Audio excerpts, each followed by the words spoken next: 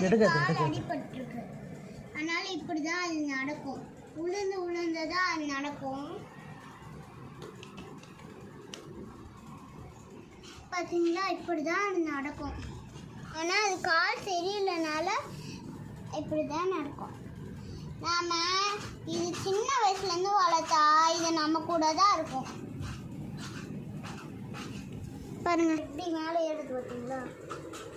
மேலே ஏறாது, கையில் தான் ஏறும். கையில் ஏறி தோள்பட்டில் ஏறும். இல்லைன்னா கீழே விட்டா இங்கே வந்து படுத்துரும். பாருங்க, மேலே ஏறுது பார்த்தீங்களா? மேலே ஏறினா நல்லா ஏறும். பால் வெயிட்டே இல்லைப்பா. இன்னொரு வாட்டி கொடுக்கலாம். அப்பட்டே அப்பட்டாச்சு.